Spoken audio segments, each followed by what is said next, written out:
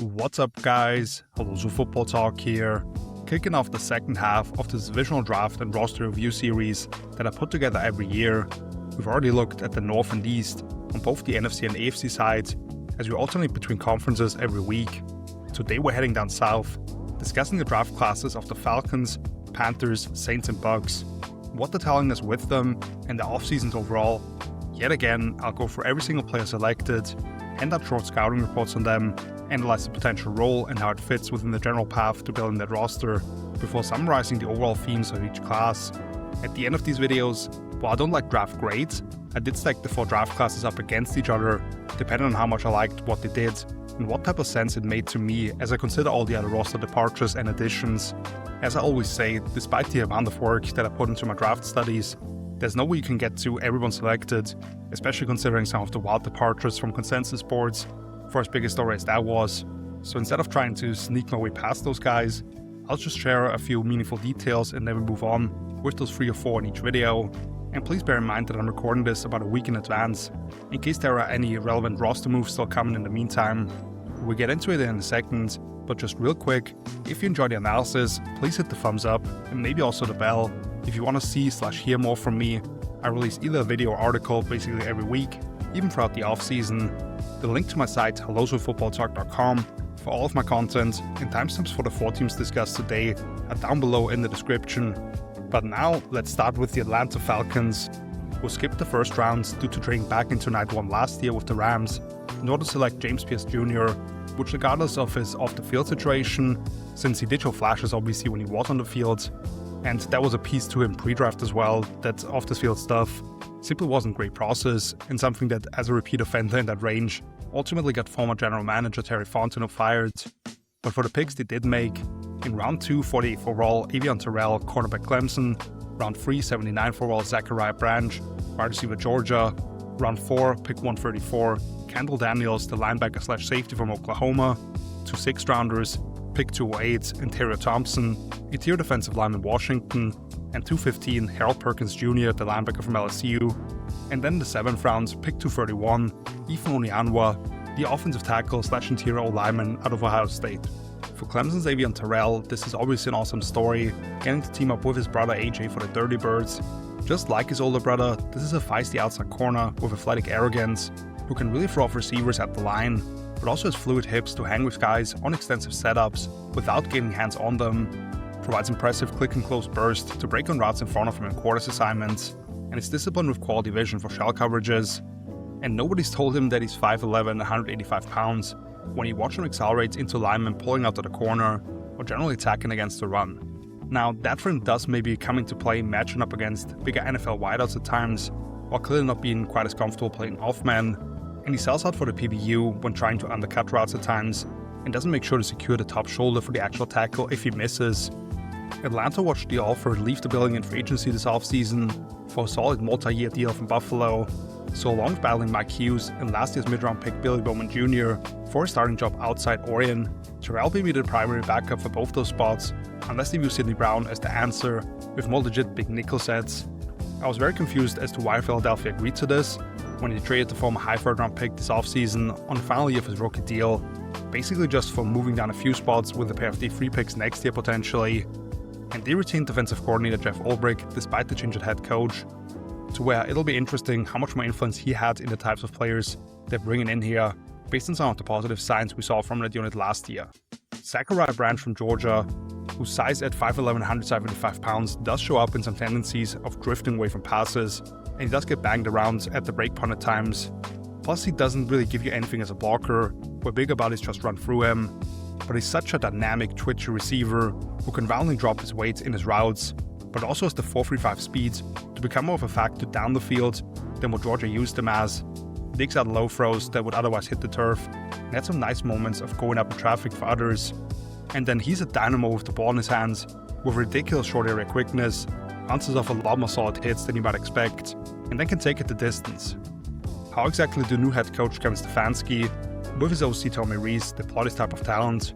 Do we see Branch as more of a gadget player again, who he spams screen passes to, and hope he can add some big plays in the return game? Or is he a more prominent offensive piece, who they can stretch the field with?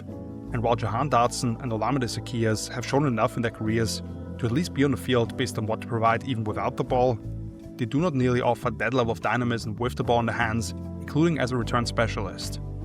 Kendall Daniels from Oklahoma landed plenty as an apex defender, but also to the outside shoulder of tight ends, where he punches them off with a nearly 80-inch wingspan to keep his frame clean and get involved in tackles, drifts around in the shell zone assignments and makes it tough to lay passes over his rangy presence, and sturdy enough to catch tight ends in off coverage and not surrender easy access to the middle of the field. He doesn't throw his body around and meet fullbacks or H-backs trying to kick him out or lead up on him with the necessary violence, while getting his eyes trapped in the backfield against play action at times. Plus he comes in hot and missed way too many tackles, around 20% for his career.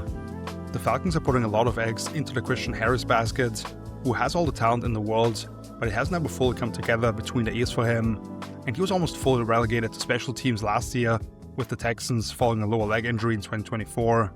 Otherwise, looking at former mid-round picks without any established track records to mix into the linebacker rotation, including Daniels now, who are viewed as more of a big nickel, to potentially back up Sidney Brown, to go with Devon Diablo as a former safety convert himself. And Terry Thompson, the D-tackle from Washington, is the one guy here I didn't get my eyes on. 6'2", 305 pounds, ran a 4.73 at his pro day, and while he supposedly needs to find better consistency, he did have some flashes with his upfield burst, according to the Beast by Dane Brugler, along with having blocked 3 punts in his career. The Falcons already swapped D-tackles Ruka Rororo for Mason Smith from Jacksonville, both as former second-round picks. Very confusing, kind of random trade I felt like, since Smith is more of a space eater maybe, but both were at the best as 4-eye or 5 techniques in college. So maybe they view this as kind of a trade-off, where Thompson can still provide them a little more disruption if he comes along. Harold Perkins Jr. from LSU is an interesting one. I prefer him straight up over Kendall Daniels, who they selected 81 picks earlier, as someone who profiles very similar to last year's first-round pick Jalen Walker for them, as a hybrid on-off-ball linebacker with alignment versatility of passing downs. Perkins seemed to be destined to be the next guy in line for the Tigers, with his combination of speed, length and flexibility rushing off the edge. Playing off the ball, Perkins' ability to fight for the reach of blockers, trying to pin him inside, and the speed to run down plays out to the sideline is a definite plus. Shows a real feel for spacing and zone, and understands when to fall underneath routes in order to disrupt the catch point, but never quite found a home at one spot, based on struggling to add weight to his frame, which offensive linemen are able to get into him as he's diagnosing the play, with significant issues trying to shed those. And even then, his pass rush arsenal and coverage instinct are underdeveloped at this point thanks to a lack of reps at either. Still, to get him outside the top 200, even if he never ascends above being a package player, and you found yourself someone who can do a lot of the same things as a top pick last year, deploy him as a spy, make that rush unit feel that much more dynamic, with all the stuff Ulbrich threw at opponents, absolutely worth it, I believe. And finally, Ethan Onyama from Ohio State, who was a 3-year starter at Rice, that a lot of people got excited about transferring to the Buckeyes, but unfortunately never earned a starting gig. Knows when it's time to let out the nasty in the run game, even though he still needs to find more control, where he just wants to kill people in some reps. And for previously, he made significant strides in pass pro mentally and technically, to go with nearly 35-inch arms to steer rushers off track, although he overextends too much and makes himself susceptible to drawing flags as he gets his arms pinned by rushers. Right tackle Caleb McGarry retired this offseason after missing all of 2025 with a serious lower leg injury, and he quickly jumped on the opportunity to sign former Jaguar in Chief Jawan Taylor 4-year at a $5 million price tag. But considering Onyama started 25 games at right tackle for Rice before switching sides, do you think there's any real path for him to be in the mix for that spot by 2027, or do you consider him as a pure guard? Looking for all the free agency additions Atlanta made this offseason, I thought it was pretty funny that the top 2 names were kicker Nick Folk and punter Jake Bailey at $9 million each for 2 and 3 years respectively. Otherwise, they largely focused on keeping their guys in-house while not being able to match the price tag for Caden Ellis, and trusting Bijan Robinson to be the true workhorse for that backfield, even if Brian Robinson may get a lot of people upset when he's now all of a sudden stealing a few goal line touches from the starter. I think this draft class speaks to that, where they hopefully were able to add one more piece to the secondary and the offensive weaponry with the pair of day 2 selections, and otherwise focus on adding depth. Kendall Daniels in round 4 is someone I just didn't see the same, and that'll reflect in my divisional draft rankings finally, especially with how well the other 3 teams did. But considering they were working with limited resources, I don't think they tanked any chances of competing for a title in the South. Certainly, getting quality play from Tua Tagovailoa potentially, and then Michael Penix Jr. at quarterback, once he's back fully healthy, will determine how far they may go, because on paper, The offense has plenty of firepower, while Jeff Ulbrich was kind of cooking with his defense if they just get a little help from the other side of the ball. Second team here, the Carolina Panthers, who in round 1, 19th overall, selected Monroe Freeling, the offensive tackle from Georgia. Second round, 49th overall, Lee Hunter, interior defensive lineman, Texas Tech. Round 3, 83rd overall, Chris Brazzell II, wide receiver, Tennessee. In round 4, pick 129, Will Lee III, cornerback, Texas A&M. A pair of 5th rounders, pick 144, Sam Hesht, interior offensive lineman, Kansas State. And 151, Zakee Wheatley, safety, Penn State. And then in round 7, pick 227, Jackson Kuwach, the linebacker from the Miami of Ohio University. Freeling was only a one-year starter of the Bulldogs, and it shows in some tendencies that he has. Can get a little top-heavy into contact, with linebackers especially, where his higher center of gravity limits his displacement at the point of attack, and he'll need to vary his approach in pass pro, incorporate some independent hand usage, and not getting too heavy on his outside foot. But this is a rapidly ascending 21-year-old with a near-perfect relative athletic score and nearly 35-inch arms. He already put out some textbook reps of latching with a tight grip, rolling his hips through contact, and getting the ball rolling in the run game. And then he's very active of refitting his hands. His length widens the edges of his frame significantly, and he has the core strength to transfer the impact of speed to power maneuvers into the ground. There's a lot of uncertainty around starting left tackle Ikekwono's timeline, coming off a torn patella tendon. They did sign former Packer Rasheed Walker as a one-year bargain stop option at $4 million, but I'd expect those two to battle for the starting gig. And then depending on when and how Ike comes back, Taylor Moton is a stalwart on the right side, will turn 32 before the season starts, with his contract running out after 2027, along with having experience sliding inside. Since Freeling I don't believe has built up the muscle memory some other 4-year college starters might have, that will present challenges with switching sides. Then we get to Lee Hunter, the D-tackle of Texas Tech, who they jumped the Jets for at pick 50, worrying about them addressing nose, which I'm not sure about if that was necessary, considering New York had previously acquired Tawandre Sweat from Tennessee. But moving down basically one round from the 5th, I don't think is a crazy price to pay to Minnesota here. For Hunter,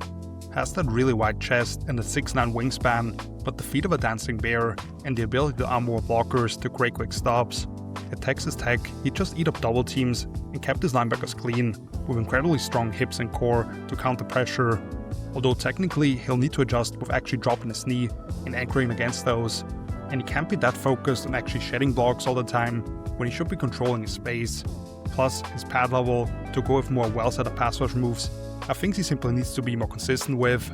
because when he's right and gets those hands inside the chest of solo blockers, he can crush the pocket and then yank cloth to toss those guys aside.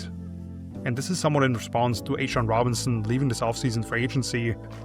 and how they've seen having him and Big Derek Brown as guys that can move around the front and be able to just shift guys over against motion. Maybe the rookie's second in line early at the nose to Bobby Brown, who's more of a space clogger, but Hunter certainly gives you more playmaking skills, and this probably indicates that they may be looking to move off some of the investments they made on the D-line ahead of 2025. Chris Brazzell, the Tennessee wide receiver, who looks like a gazelle out there at 6'4", 195 pounds, with those incredibly long strides and 4.37 speed to take the top off just about any defense. Unlike a lot of Tennessee receivers in the past, he's actually flashed the skills to run more of a complete route tree, threaten the blind spots of defenders, make sharp cuts, and find space against zone coverage. You love how Brazzell works back to the football, his ability to toe-tap the sideline already, or play above the rim in crowded situations. Now he does have that slender build and wasn't challenged frequently at the line to prove his play strength, while exclusively line him up on the right side last season. If you look at the snap totals, it's pretty wild. And he's not much of a creator after the catch, even if he started to flash a little more creativity in 2025. With John Mechie and David Moore both as free agents at under $2 million, and how unreliable Xavier Legette has been as a route runner and at the catch point, I'm personally expecting Brazzell to start for them in 11 personnel sets, because he offers a speed element that nobody else on the roster can match, that can create space for the other guys, maybe opens Tedron McMillan up to more usage in the slots, and I won't be surprised if this is the guy who ends up leading all rookies in 40+ yard receptions. Will Lee from Texas A&M is a long boundary corner who's patient and balanced in press man assignments, generally plays on the fringes of what's legal in terms of contact, whilst the quarterback's still holding the ball, and then really crowds the catch point. Plus, he shows pretty good vision to sort through the traffic as an unblocked defender and run support, lacks a bit of quick twitch to make up for a false step in man, and pretty loose with staying true to his landmarks and zone coverage. His missed tackle rate has continued to increase during his time in the Power 4. so someone I was definitely lower on, but won't get too worked up about here, since he may end up as the primary backup on the outside or Caleb Evans, as they needed some help behind the excellent starting duo. Sam Hesht from Kansas State, the center, is only around 300 pounds and can have some trouble dealing with these long, strong nose tackles who can stack and shed against him, and he's susceptible to some push-pull maneuvers until he improves his ability to counter the hands of interior pass rushers. However, you love how much control he's under, his angles, responses to shifting fronts, and the agility to get his base all the way around as he reach blocks, shades, or two eyes even. Although his arm length is definitely below average, he rarely overextends in pass pro and has that easy lateral mobility to mirror active rushers who want to challenge the edges of his frame, with no issues picking up blitzing linebackers and not allowing a single sack or hit on his quarterback on well over 800 pass blocking snaps over these last 2 years combined. And even after they signed Luke Fortner for a year at close to $4 million, you're looking at the fact that they allowed both the guys who started for him at center last year, in Cade Mays and Austin Corbett, to walk in free agency, and I'm not so sure that Hesht isn't the better option for them from the very jump. I thought he had a strong case for being the top center available, and to get him a couple rounds later than where I valued him, so that is great work. Zakee Wheatley, the Penn State safety, is another player who just cracked my top 100, takes quality angles from depth against the run, but is also sudden to elude blockers in its path and can deal with tight ends as a member of the box. A well-coordinated mover to take on a variety of coverage assignments from different spots, and became more decisive with attacking routes this past season, while bringing the size, athleticism, and physicality to extensively match up against tight ends. He doesn't bring big-time range to make plays at or outside the numbers, and you rarely saw him play pressman coverage at the college level, where he got nudged off against a few times when he was put in those situations during one-on-ones at Senior Bowl week. Considering Nick Scott at $2 million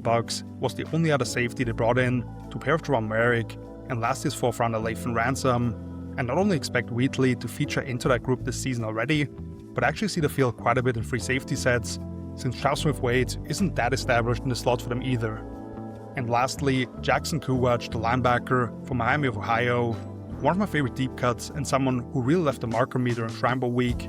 attacks the line of scrimmage with the play strength to rip through the play side shoulder of linemen or create stalemates, patrols the middle of the field in zone coverage and makes it very difficult to loft throws up the seam against him, and brings that aggressive mindset as a blitzer as well, where he'll happily compress the pocket if there's no real lane for him to slide through, but that little dip and rip move recently when he does face those one-on-ones. Only has about 31-inch arms and doesn't use them particularly well yet to deconstruct blocks if opponents are able to get into his frame. More so sits in a spot at this point rather than someone who'll digest route patterns and position himself to make plays on the ball in zone coverage. He literally only had one pass defensed in his career, for as limited as his opportunities may have been. Panthers signed Devin Lloyd to a surprisingly modest deal at $14 million annually, coming off a career season, and Trevin Wallace is someone they have a lot of belief in when it comes to the potential as an athletic, physical guy, still coming along mentally. But beyond that, that depth chart is wide open, and Kuwach, I believe, is going to earn a spot and potentially real snaps rotating in as a rookie 7th rounder. If you couldn't tell, the theme of the last 2 Carolina drafts was size, size, size. None of the players they selected were under 6'2", and Will Lee was the only one clearly under 200 pounds, which was easily made up by the top 2 picks combining for nearly 640. You can see a certain irony in the quarterback being the smallest start in the league, but we've seen them impose their will with a smash-mouth run game. They're a pretty tough group to run on defensively, and now you're competing with plenty of size on the perimeter on both sides as well. The one big addition we haven't brought up here is edge Jalen Phillips. It's 4 years, $120 million as the big-ticket item in free agency, which is why they didn't address the position at all here in the draft. And after a long period of not having the guys for Giro ever on defense, I thought they did some good stuff with rotating coverage constantly last season, to where I'm not getting kind of excited about having the rush hopefully to get home too. They sent veteran quarterback Andy Dalton to Philadelphia for a 7th round pick, after exercising the 5th-year option on Bryce Young, and signed Kenny Pickett as a backup at $4 million. So they appear to be all in on seeing if Bryce Young can make that long-term decision for them, because he has enough around him now and will have had enough time to make a case for handing him a legit franchise quarterback contract. Because even if it took help from the division rival to bail them out on a Week 18 loss to the Bucs, they did somehow win the South last year, and to me are more potent with this group, and the draft was an important step in that. But now let's move on to the New Orleans Saints, who in round 1 8th overall selected Jordan Tyson, the wide receiver from Arizona State, 2nd round 42nd overall Christian Miller, interior defensive lineman Georgia, 3rd round 73rd overall Oscar Delp, tight end Georgia, a pair of 4th rounders, pick 132 Jeremiah Wright, interior offensive lineman Auburn, and 136 Bryce Lance, wide receiver North Dakota State.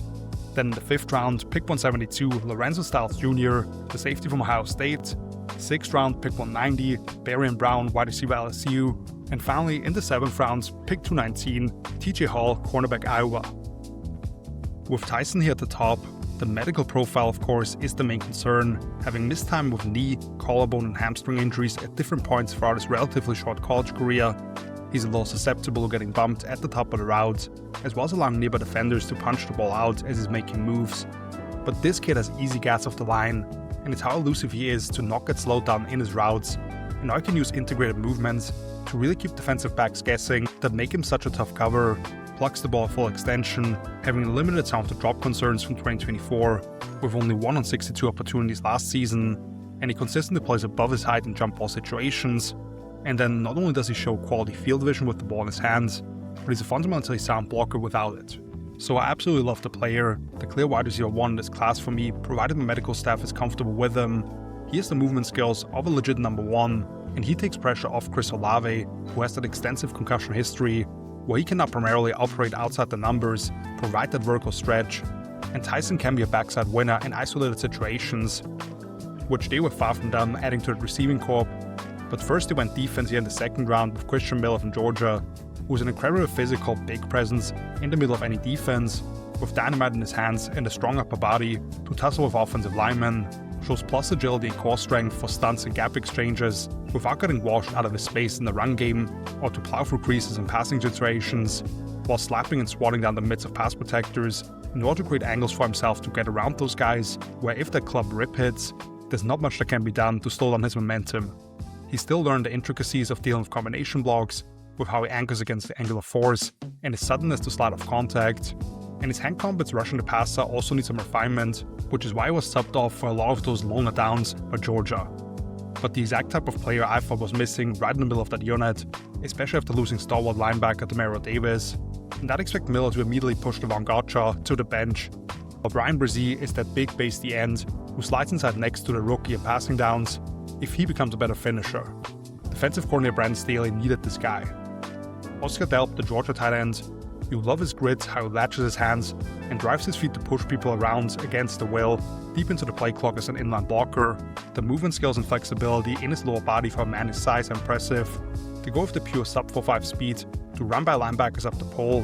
and he's a confident hands catcher who displays impressive hand-eye coordination to deal with suboptimal ball placement before immediately transitioning up the field and clearing arm tackles.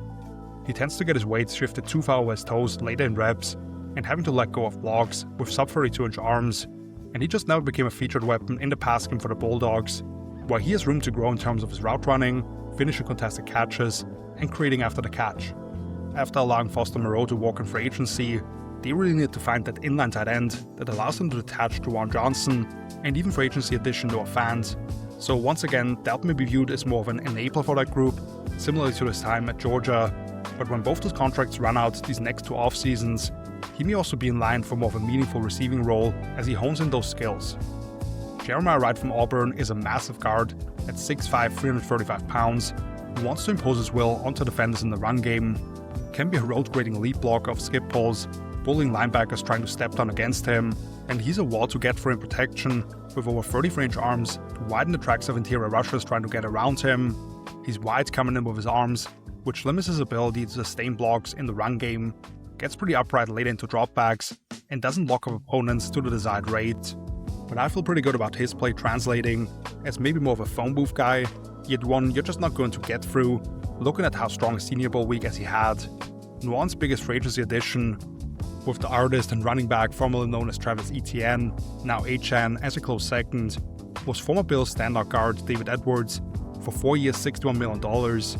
So he'll stay right at home at left guard, but then other than Dylan Radunes, who has never proven to be trusted in any starting capacity, and maybe last year's fringe top 100 pick Nick Saldiveri as a tackle convert, there's nobody else really competing for that swing guard job. Bryce Lance from North Dakota State, obviously the brother of former 49ers third overall pick Trey Lance at quarterback. Bryce is a tall outside receiver with elite acceleration, fluidly rolling through speed cuts, and has the top gear to run away from just about anyone. Really sticky hands, comfortably tracks the deep ball at steep angles, and smoothly adjusts to passes placed slightly behind him. He earned his opportunities as a receiver by what he did in the run game, along with what he did on special teams when he didn't have the ball, and not fumbling once across 136 career touches. Has plenty of room for improvement in how he attacks the blind spots of defenders and snaps them off, showing some wasted movement, and you don't see Lance stick his foot in the ground to change directions and make people miss with any level of dynamism or creativity that's really intriguing after the catch. But as a speed demon who was just running wide open on double moves all the time seemingly, for an offense that was so reliant on a quick game, and now you add one more guy who can punish over-aggressive defenders, I liked it a lot here, considering I thought he'd go day 2. And let's quickly mention Barron Brown from LSU here as well, who's quite similar in terms of having the wheels to blow just about anyone on the outside, paired with a nice wipe or swim move, aggressively climbs back down the ladder and finds space to help out his quarterback. And he has some real shake to him when the ball's in his hands, where Kentucky previously used him quite a bit on fly sweeps, reverses, etc. The question with him, of course, are the limited route tree and his catch point stuff. He posted drop rates of 10.2% or higher in each of the last 3 years, and a contested catch rate below 37% for his career with that small frame. As I said in my big draft recap, second-year quarterback Tyler Shuck has to be one of the biggest winners of the weekend, with all the pieces they've now added around him, so they can be certain if he's the guy they built the franchise around long term, and I think this could be a sneaky fun offense to watch. Lorenzo Styles Jr. from Ohio State, obviously the brother of 7th overall pick Sonny, and son of former Buckeye turned Super Bowl champion Lorenzo Styles Sr. He led all defensive backs at the combine with a 4.27 in the 40-yard dash, has some solid feel for route breaks as a former wide receiver himself, but also improved tackling skills, and brings extensive special teams experience, including a 100-yard kick return touchdown last season, but is very much a straight-line athlete with some stiffness trying to flip and run vertically, which mitigates the time speed that he brings, and I thought there was a lot of guessing on his tape, rather than the instinct and anticipation for plays. And the other guy in the secondary, TJ Hall from Iowa, low in his stance with calm feet to mirror and match off the line, and continues to hand-fight receivers down the field. I thought his length and physicality made Hall an intriguing fit for a press-bail system, including how tough he makes it to hit seam routes inside of him, and he rapidly shoots downhill and takes away the corner when he faces perimeter runs, with a real knack to spot entry points as a tackler. He just lacks the speed to actually run with NFL wideouts, without deep help at least, with the worst 40 time of any corner in Indy at 4.59, and for as much zone as the Hawkeyes ran, and he does contest passing windows, he doesn't step into throwing lanes and pick off many passes, just 2 in his career, which New Orleans has now lost starting corners Paulson Adebo and Alontae Taylor these last 2 off-seasons, which is why I linked LSU's Mansour Delane to them in my ultimate mock draft, to really bring that unit together as a Neva product. But the Chiefs traded in front of them, so could either one of these last 2 guys feature into the rotation as a slot defender, to rely on a lot more free safety sets, or can former Brown Martin Emerson finally bounce back after a couple of years of poor play and an injury, to where Quincy Riley is moved more into the nickel? That's all to be seen still. And you have to add in 2023 7th overall pick Tyree Wilson on the edge, who never came close to living up to the hype in Las Vegas, in part due to a medical situation early in his career, but to move down from pick 150 to 219, I think it's a gamble worth taking on the final year of his rookie deal. How different the world looks like if you just behave like most teams and make the picks allotted to you. If you go for the draft history of the Saints in recent years, since Drew Brees retired especially, and nobody really viewed them as a win-now team, the disregard for future capital and are willing to wear to part with selectors or prospects that have never played a snap of NFL football was absolutely wild. Demario Davis's presence missing in the middle of that Saints defense is a huge deal, but sniping your division rival for Caden Ellis, who I believe another team in the NFC South might have been quite interested in, is a pretty good consolation prize, as more of a pressure play on defined passing downs, to go with Pete Warner's proficiency in space. Clearly this regime made it their priority to put as many pieces around Tyler Shuck to jumpstart his sophomore campaign in what should be kind of a bombs-away attack, likely balanced with more of a gap-oriented run scheme when defenses are forced into those too high looks. And it's obviously a long shot, but 100-1 for Shuck as MVP, I had to throw a few bucks on him. Plus Christian Miller as a rock in the middle of the defense does give them a different feel as a unit, I believe. So count me as a fan of what they did here, even if I'm wondering if they should have addressed that 5th starting spot in the defensive backfield a little bit earlier maybe. And team number 4, the Tampa Bay Buccaneers, who in round 1, 15th overall, selected Ruben Bain Jr., the edge out of Miami, 2nd round, 46th overall, Josiah Trotter, linebacker Missouri, 3rd round, 84th overall, Ted Hurst, wide receiver Georgia State, round 4, pick 116, Keontae Scott, cornerback/safety from Miami, a pair of 5th rounders, pick 155, DeMonte Capehart, interior defensive lineman Clemson, and 160, Billy Shrouds, interior offensive lineman Notre Dame, and then in the 6th round, pick 185, Bauer Sharp, the talent of LSU. We'll start with Ruben Bain, whose 83 quarterback pressures in 2025 was tied for the most ever in the PFF college era since 2014, and he really turned it on during Miami's run at the national championship. The main worry with Bain's profile, of course, are his arm length being in the first percentile among edge defenders, which forces him to be that much more precise with his hand combats and work overtime to get off contact. But that's exactly what he's doing, with the fluidity to link his arms and hips to step past pass protectors, or gets underneath blockers, puts them into reaction mode as he shortens his path to the quarterback, and grinds through contact with such a strong lower half. I want to see him not dip his head into contact against space blocks and be more alert with protecting the sideline, yet the shock in his hands to jolt back linemen on contact, how he stonewalls pulling guards, and his non-stop motor chasing after the ball also made him a borderline elite run defender in 2025. Top Bowl's blitz-heavy scheme should be able to mitigate some of the concerns around Bain's shorter arms, with how much they move the players along the front, slant and loop them, just changing up attack angles, rather than allowing tackles to gain a feel for how to approach him, and potentially weaponize their length against him. And Tampa did bring in Al-Kadi Muhammad, or from Detroit, as a much lower ceiling based end, if they want to keep the rookie from having to put as much work in taking on drive blocks, while Hassan Reddick is still in the open market after failing to deliver for them last year. Josiah Trotter, the Missouri linebacker, who obviously has an older brother in the NFL with the Eagles, and his dad was also a Pro Bowl player in the NFL. Such a thumper between the tackles, who can cause his hips to create stalemates with offensive linemen, and has premier contact balance in those congested areas. Outside of that box is where he can be a little limited, and occasionally bites pretty badly against eye candy at this point. Trotter has improved his mental processing to decipher route patterns and position himself to muddy up reads for quarterbacks in zone coverage, but too often he's still a step late or looks like he's caught in quicksand, responding to play action. Yet he can not only run for backs as a blitzer, but his ankle flexion ability to contort his upper body, to grease tight angles, and win on dip and rip moves should make the Bucs want to use him attacking forward in passing situations that much more early on. Franchise legend and stalwart linebacker Levante David retired this offseason, but with the issues they've had in the second level, where he had to be the playmaker and coverage specialist still in year 14, I feel a lot better about this combination of Trotter and former Lion Alex Anzalone, who they're paying $17 million to for the next 2 years, as the rookie can legitimately push the pocket as a mucked up player, or destroy quarterbacks if he's the one left unblocked, as they try to overload and mess with protections. Ted Hurst from Georgia State is a big boundary receiver who can really threaten the deep areas of the field with those insanely long strides, but can also either roll through speed cuts or pull on the brakes pretty well after selling the vertical push. Wins down the field with late hands quite regularly, and he was a monster on back shoulder and goal line fades, with the way he can box out and climb the ladder, or period rounds for these late adjustments skying over defensive backs.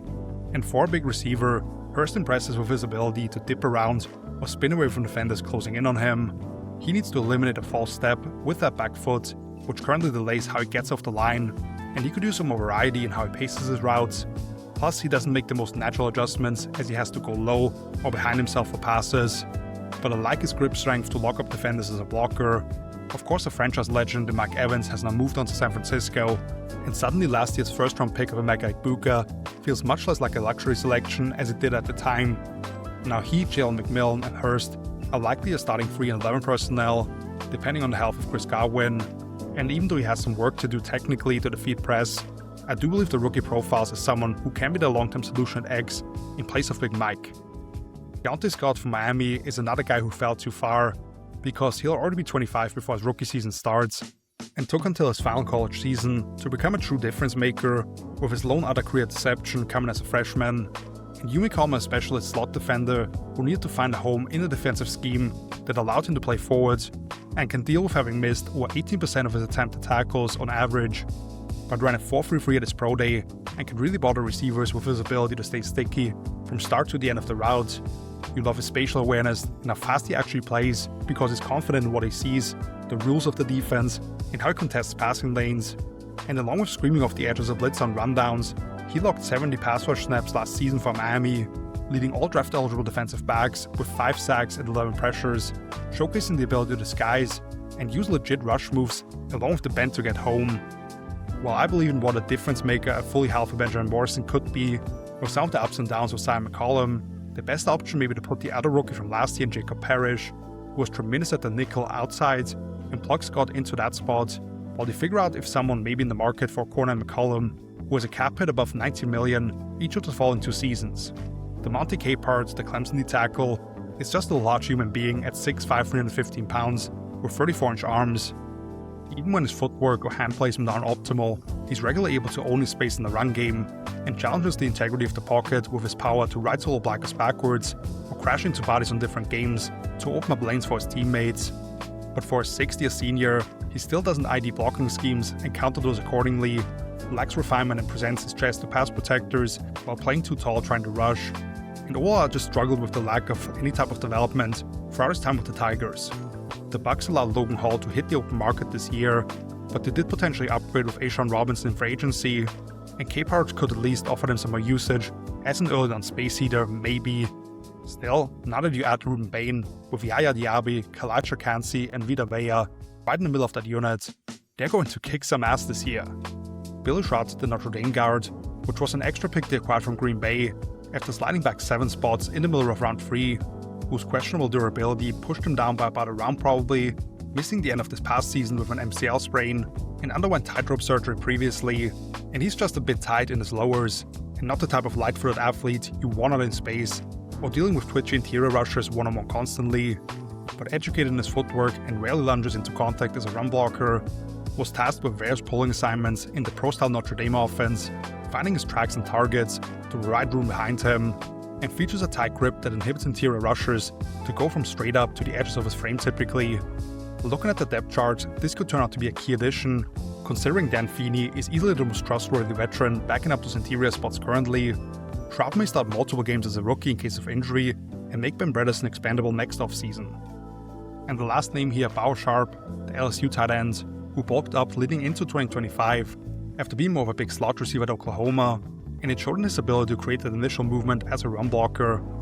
You see more than adequate long speed to threaten up the hash, and is pretty friendly to his quarterback, settling down in soft spots versus zone coverage, or nudging off defenders, while snatching passes away from his frame, and fluidly turning through the opposite shoulder if that's what's required. He bends at his waist and leads with his helmet into contact too much as a blocker, with a noteworthy wind-up of his arms. Plus he struggles with passes put right on him as he gets his head around, and there's a little bit of a clap on the wall. The most money by far the Bucs spent this offseason came with the retention of starter Kate Otten, who is a non-flashy but super consistent Y. That's why I thought someone like Oregon's Kenny Sadiq at pick 15 might be a fun complement to that, as more of a movement piece. Obviously don't expect anything close from that 6th round pick in Sharp, but if they carry Coke Heath as more of a classic fullback, the rookie may have a chance to be the number 3 behind Payne Durham. Another player they acquired, and I wrote about in my piece on undrafted free agents who could make an early impact, was former Kansas quarterback Jalen Daniels, by the way, with Baker's history of getting banged up. And overall, I'm a big fan of what they did here. Obviously, Ruben Bain falling into the lap pick 15 has to feel like a dream come true, especially for a team that hasn't been bothered with guys on the D-line having shorter arms before. Trotter wasn't my top linebacker when they took him, but clearly fits what they want that guy Mike to be, thumping guys on the inside. Ted Hurst certainly isn't Mike Evans today, but his top end outcome at least maybe closest to anyone in this class in terms of the type of profile that he brings to the table. To get Keontae Scott, a top 60 player for me, about twice as late is pretty wild, taking advantage of the rest of the league passing on an impact player over the next 4 years, based on wondering how much longer he can be that maybe beyond the rookie deal. And then they added more depth in the trenches, which especially on offense they clearly needed. Things may feel a little stale these days with top bulls running the show on defense, but they added the exact guys who can help those pressures actually get home. I'm intrigued with what this offense looks like under Zach Robinson, and Jason Light as the GM has put together some of my favorite draft classes over the past couple of years. Just hitting on value picks throughout all 3 days, they have as good a chance as any other team to snatch back the division crown, which if it wasn't for a weird tiebreaker going against them in week 18 when they did win that game, they would have done for a 5th straight year. But now let's wrap up the NFC South with a divisional draft recap.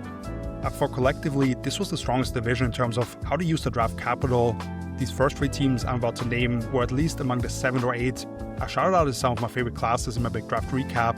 So deciding on who I'd put at the top of the group wasn't easy, and I thought a 2-way tie was fair.